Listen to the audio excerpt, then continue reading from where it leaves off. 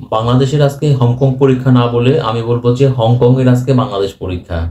ধরেন প্রথম ম্যাচে ঢাকা স্টেডিয়ামে আমরা তো সবাই দেখেছি যে বাংলাদেশ দল কতটা ভালো খেলেছে। এখন ওই যে লাস্টে একদম লাস্ট সময়ে মানে ম্যাচ শেষ হওয়ার 30 সেকেন্ড বাকি থাকতে বাংলাদেশ দল যে গোলটা খেলো, এটা আসলে একদমই অপ্রত্যাশিত ছিল। দুর্ভাগ্য বলতে হবে, না হলে পারে ম্যাচটা তো 3-3 গোলে ড্র হতো। যাই হোক, হংকংয়ের লাক ভালো বলতে হবে, এই জন্যই তারা একদম শেষ সময় একটা গোল দিল। গোল দিয়ে 4-3 ব্যবধানে ম্যাচটা জিতে ধরেন তারা পূর্ণ 3 পয়েন্ট পেল। এখন বাংলাদেশ দলে তাদের আসলে এশিয়ান কাপের মূল পর্বে খেলার সম্ভাবনা নাই বললেই চলে। যদি তারা ওই হোমের ম্যাচটা তারা জিততো, পূর্ণ 3 পয়েন্ট পেত, তাহলে পরে কিন্তু বাংলাদেশের খুব ভালো একটা সম্ভাবনা থাকতো। বাট এখনো কাগজে কলমে সম্ভাবনা আছে, বাট আমরা আসলে সবাই জানি বাস্তবতা হচ্ছে যে বাংলাদেশ দলের এশিয়ান কাপের ওই চূড়ান্ত পর্বে খেলার সম্ভাবনা আর নাই। বাট আমরা হংকংয়ের সঙ্গে ম্যাচে বাংলাদেশ দলের যে দুর্দান্ত পারফরমেন্স আমরা দেখেছি, তাতে কিন্তু বলতে হবে হামজা, সুমিত সোমদের পারফরমেন্স বাংলাদেশের যারা ফুটবল প্রেমী আছে, লাইক দেশের 16 কোটি মানুষ, তারা কিন্তু অলরেডি তাদের মনটা কিন্তু জয় করে নিয়েছে হামজা, সুমিত সোমদের পারফরমেন্স। এখন ধরেন ওই ম্যাচটাতে কিছু প্রশ্ন আছে, যেমন শুরুর যে একাদশটা ছিল ওই একাদশে কেন সমিত সোম, ফাহামিদুলদের রাখা হয়নি, জায়ানদের রাখা হয়নি, কাবরেরা কেন রাখেনি, এটা নিয়ে তো প্রশ্ন আছেই। বাট সেগুলা এখন আসলে অতীত নিয়ে ঘেটে আর লাভ নেই। ওই ম্যাচ চলে গেছে, আজকে নতুন ম্যাচ, আজকে আমরা অ্যাওয়ে ম্যাচ খেলবো, হংকংয়ের মাটিতে খেলবো। আজকে নিশ্চয়ই কাবরেরা তিনি নতুন করে তিনি দল সাজাবেন এবং প্রথম ম্যাচে যে ভুলগুলো তিনি করেছিলেন আজকের ম্যাচে সেই অন্তত ওই বেস্ট 11 সিলেকশন, শুরুর 11 সিলেকশন নিয়ে আশা করব তিনি সেই ভুলটা করবেন না, আর ওই ভুল করার কোনো সুযোগও নাই। এখন দেখেন বাংলাদেশ দলের যদি আমরা মানে প্রাণভোমরা বলে থাকি, তাহলে পরে নর্মালি কিন্তু আমরা দেখতে পাচ্ছি হামজা চৌধুরী বাংলাদেশ দলে যোগ দেওয়ার পরে আসলে এই দলটার চেহারাই বদলে গেছে। আবার এই যে বাংলাদেশের মানুষ এখন তারা যে মাঠমুখী হওয়া শুরু করেছেন, আবার টিকিটের জন্য রীতিমতো আমরা হাহাকার দেখতে পাচ্ছি। সবকিছুই কিন্তু হচ্ছে হামজা চৌধুরী যোগ দেওয়ার পরে। আর এর সঙ্গে সমিত সোম, ফাহামিদুল, জায়ান, মানে এই যে বিদেশি যেসব খেলোয়াড় বাংলাদেশ দলে যোগ দিয়েছেন, তারা আসার পরে না বাংলাদেশ দলের চেহারাটাই কিন্তু একদম বদলে গেছে এবং বলতে হবে যে বাংলাদেশ ফুটবলের একটা পুনর্জাগরণ হয়েছে। আপনি দেখেন যে হংকংয়ের সঙ্গে আমরা হোমেতে ম্যাচটা খেললাম, আপনি বোঝেন যে 7 গোলের থ্রিলার, 7 গোলের মধ্যে বাংলাদেশ দল তারা কিন্তু 3টা গোল দিয়েছে এবং ওই যে বললাম দুর্ভাগ্যজনকভাবে একদম শেষ সময়ের গোলটা খেয়ে তারা হারলো।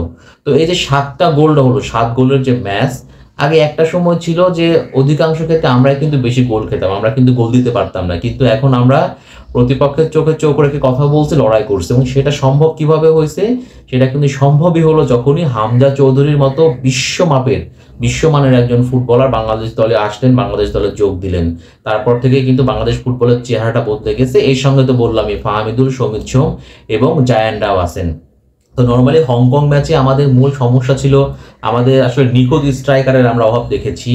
তো আমার মনে হয় যে যদি এই ম্যাচে অন্তত কোচ তো অবশ্যই পরিকল্পনা সাজাবেনি, তো ওই স্ট্রাইকারের যে রোলটা যদি আপনি ভালোভাবে প্লে করতে না পারেন, ধরেন গত ম্যাচে যেমন কি রাকিব ছিল, ফাহামিদ ছিল, তো আমার কথা হচ্ছে যদি আপনি নিখুঁত স্ট্রাইকারের রোলটা প্লে করতে না পারেন তাহলে কিন্তু গোল পাবেন না। যেমন আমাদের যে ধরেন স্ট্রাইকার আছেন তাকে আমরা দেখছি কি তিনি কিন্তু প্রতিপক্ষ দলে রক্ষণ ভাগ তিনি ভেদ করে তিনি আসলে গোল করতে পারছেন না, এই জায়গায় কিন্তু আমাদের সমস্যা আছে। তো যাই হোক, আমাদের দলটা এখন সম্পূর্ণ আবর্তিত হচ্ছেই কিন্তু হামজা চৌধুরীকে কেন্দ্র করে, এর সঙ্গে সৌমিত সোম, ফাহামিদুল, জায়ানদের কেন্দ্র করে।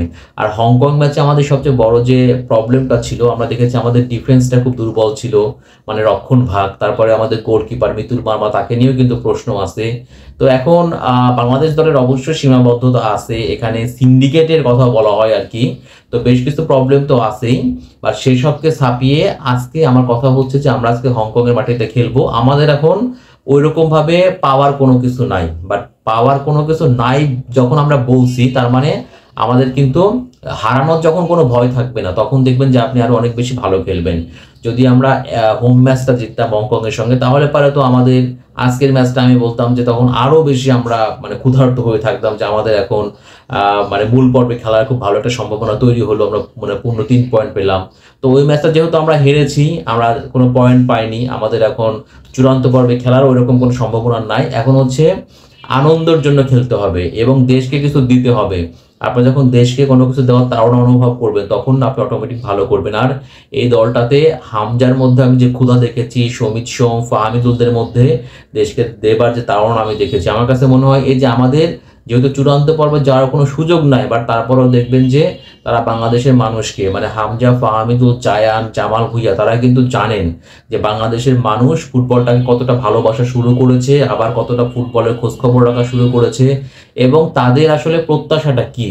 তো হামজারা কিন্তু সেই প্রত্যাশা দেখবেন পূরণ করার চেষ্টা করবে। আর আমাদের দলটার বললাম তো ফরেনার ফুটবলাররা যোগ দেওয়ার পরে আমাদের দলটা কিন্তু শক্তি অনেক বেড়েছে এবং তাদের যে মেধা, তাদের যে স্কিল, মানে সবকিছুই কিন্তু আমাদের এখন পরিবর্তন হয়েছে। আমরা কিন্তু এখন ভালো করছি, আমরা কিন্তু এখন প্রতিপক্ষ দলকে ওই টেক্কা দেওয়ার মতো, তাদেরকে হারানো, তাদেরকে চোখ রাঙানির মতো ওই সাহসটা কিন্তু আমাদের এখন তৈরি হয়েছে, কারণ আমাদের দলে হামজা চৌধুরীর মতো একজন বড় মাপের ফুটবলার আছেন।